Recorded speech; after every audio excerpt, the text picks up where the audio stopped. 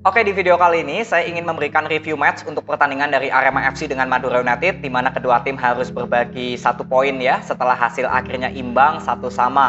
Jadi untuk Arema FC dengan hasil ini belum bisa memperketat jarak dengan peringkat 15 Persita Tangerang karena hasil imbang ini ya. Arema FC sekarang berbeda 4 poin perbedaan poinnya. Jadi Persita Tangerang juga masih menyisakan 1 pertandingan di penutupan paruh pertama. Sedangkan untuk Madura United dengan hasil ini juga sayang sekali ya belum bisa mempertekatkan jarak dengan Borneo atau bisa menyalip Borneo FC di puncak klasemen. Ya ini Madura United dalam 5 pertandingan hanya memperoleh 1 kemenangan ya. Jadi cukup disayangkan sekali harus kembali lagi kehilangan poin penuh. Jadi untuk kita lihat dulu dari line up kedua tim, dari Madura United sebetulnya nggak ada masalah ya dari starting line up dan juga pemain yang diturunkan. Masih tetap sama bermain dengan 4-3-3. Mungkin di sini hanya ada Yuda dan juga Novan Sasongko ya yang dilakukan rotasi. Karena kan biasanya ada Vedayanto, di kanan ada Malik Rizaldi, ya tapi ini Sousa melakukan rotasi. Sedangkan untuk Arema FC, kalau kita lihat starting line up-nya, ini memakai formasi 4-4-2. Loko Lingoy di kanan, Ginanjar Wahyu di kiri, Dedik dengan Gustavo sebagai target man. Jadi kalau kita lihat dari formasinya Arema, ini jelas kalau ya Valente lebih bermain fokus menyerang gitu ya, karena langsung memasang 4 pemain yang bertipe penyerang semua. Nah kalau kita lihat di babak pertama, sebetulnya permainan Madura United ini sudah terlihat kalau Madura United bisa tampil seperti ciri khasnya atau identitas filosofi permainannya Sousa, yaitu bermain dengan bola possession, passing-passing pendek. Ya, ini sudah terlihat kalau Madura United bisa mengambil alih permainan. Sedangkan untuk Arema FC ketika melakukan pertahanan memang cukup banyak ya pemain yang bertahan di zona area sendiri. Memang ini taktik dari Valente.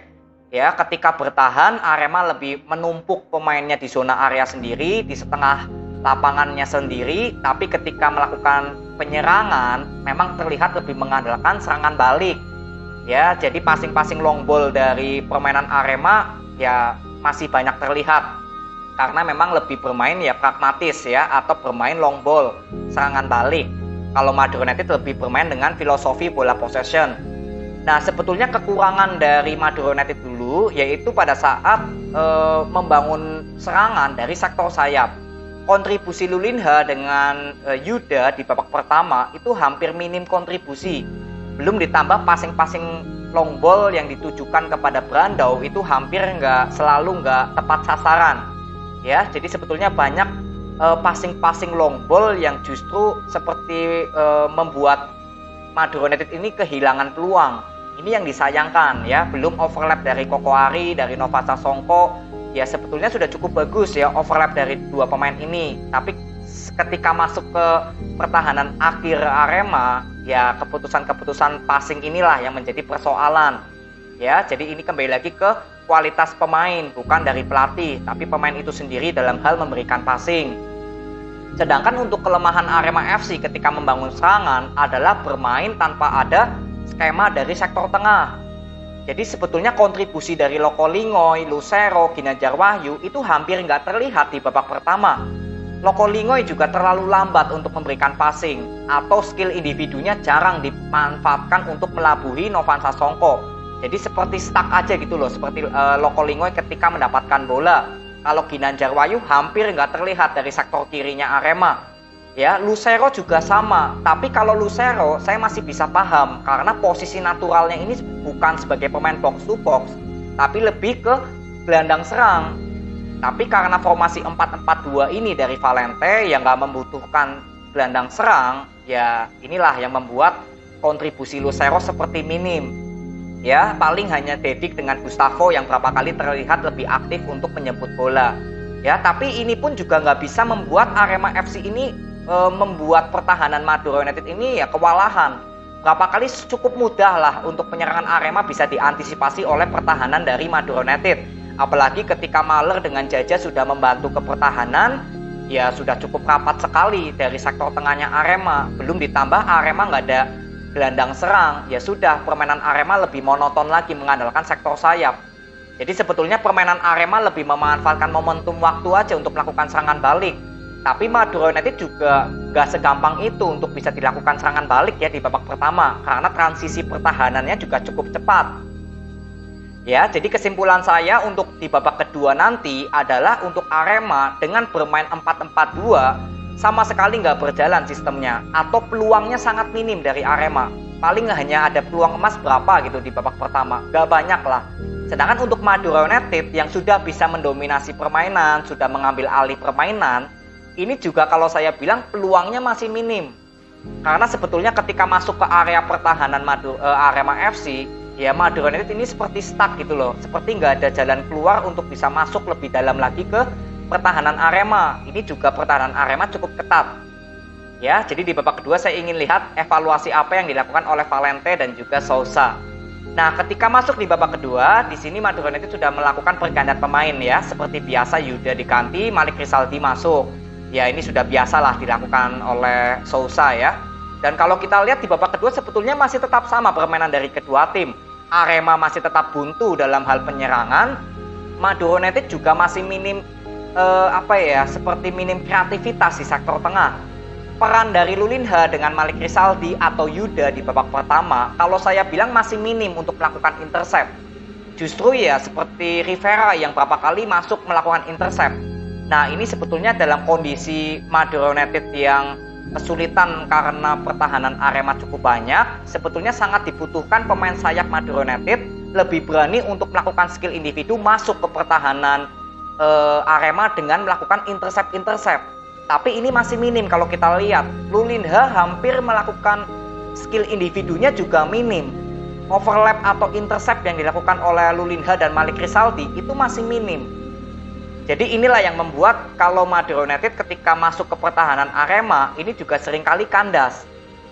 Ya, dan di sini akhirnya juga Lulinha bisa menciptakan gol dari asisnya Novan Sasongko. Ya, sebetulnya penampilan Novan Sasongko dengan Koko Ari ketika melakukan penyerangan ya, membantu penyerangan itu sudah cukup bagus. Cuma juga berapa kali kerjasama dari Novan dengan Malik atau Koko Ari dengan Lulinha itu juga berapa kali seperti belum ngeklop.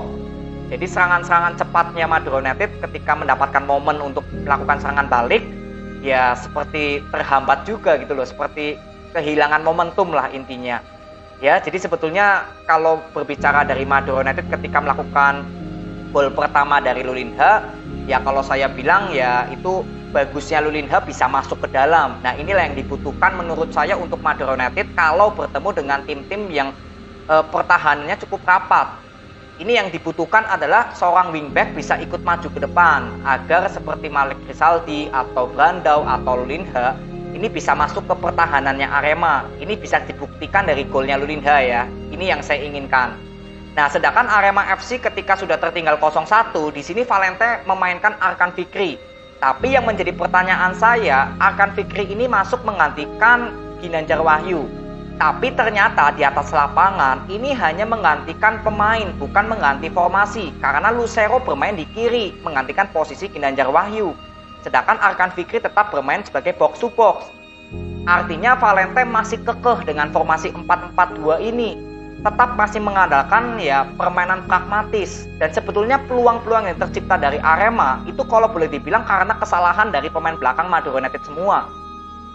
Ya, jadi pertahanan Madura United dari Kleberson, dari Farudin Arianto ya, ini ya menurut saya juga harus ada evaluasi karena berapa kali Arema bisa memanfaatkan peluang dari kesalahan dua pemain ini, atau mungkin sektornya Novan Sasongko.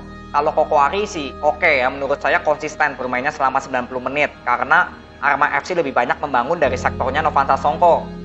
Ya, dan di sini akhirnya Arema FC bisa membuat peluang emas dari penaltinya Gustavo ya. Jadi Gustavo dijatuhkan oleh Hendra yang telat untuk maju ke depan ya Wawan, dan di sini Gustavo dengan tenang bisa melakukan gol. Jadi ketika sudah bisa menyeimbangkan 1-1 ya, sebetulnya permainan sudah mulai hidup lagi ya, terutama Arema lebih bermain seperti lebih banyak menekan karena kepercayaan dirinya bangkit ya. Sedangkan untuk Madura United sebetulnya selama 90 menit ya masih minim kreativitas di sektor tengah atau sektor sayap, masih minim untuk melakukan intercept. Saya sebetulnya berharap kalau Sousa bisa menggantikan pemain yang lebih fresh, karena kalau kondisinya seperti ini terus ya Madura United seperti nggak ada penyegaran Ya ini sebetulnya dalam kondisi Madura United yang sudah bermain bagus tapi belum bisa menciptakan peluang yang banyak, ya sebetulnya Sousa masih bisa melakukan opsi lain, ya melakukan penyegaran pemain. Ya mungkin masih ada Bayu Katra ya, atau Slamet Nur Cahyo, atau ya sisanya ada Fedayanto lah yang bisa menggantikan Nova Sasongko. Artinya harus dilakukan penyegaran karena Madura United ketika sudah satu sama ini seperti ya permainannya justru nggak hidup lagi kreativitasnya. Dan di sini Arema FC juga ada satu peluang dari Syarif ya yang melakukan serangan balik, itu assist dari Samuel ya, maju ke depan tapi masih bisa di clearance oleh Kleberson. Lalu Madura United juga sama, di menit terakhir ada peluang emas dari Malik Rizaldi ya, assist dari Brandao tapi juga belum maksimal. Ya inilah ya menurut saya kalau dari berbicara hasil ya memang untuk Arema ya dengan permainan seperti ini sebetulnya sudah cukup beruntung bisa mendapatkan 1 poin kalau permainannya seperti ini terus. Sedangkan untuk Madura United yang sudah bisa mendominasi tapi harus kehilangan 3 poin, ya jelas ini merupakan kerugian karena sudah mendominasi Madura United. Tapi ketika di babak kedua sudah menyamakan kedudukan ya Arema, ya di sini nggak ada penyegaran yang dilakukan oleh Sousa. Ya sebetulnya saya berharap Sousa masih bisa melakukan penyegaran karena Bayu Katra sebetulnya bisa masuk menggantikan Lulinha yang penampilannya sudah terlihat habis gitu loh di menit-menit 80 ke atas. Ini sebetulnya yang saya harapkan. Ya, jadi untuk Arema FC dengan Madura United tetap semangat. Semoga dari hasil imbang ini ya kedua tim ada evaluasi. Untuk Arema FC di pelatihnya Valente, semoga nggak tetap kekeh dengan formasi 4-4-2 yang hanya mengandalkan permainan pragmatis, hanya mengandalkan permainan serangan balik, tapi sama sekali nggak efektif sama sekali di pertandingan ini. Sedangkan untuk Madura United, kalau saya bilang tinggal masalah faktor pemain sayap yang harus lebih berani untuk melakukan intercept. Lalu yang kedua, kesimpulan saya juga masalah penyegaran ya. Ya mungkin Sousa lebih bisa evaluasi lagi di masalah pergantian pemain ya di 10 menit terakhir babak kedua selesai. Ya paling ini aja evaluasi dari Arema FC dengan Madura United ya. Jadi ini aja, terima kasih, semoga bermanfaat. See you.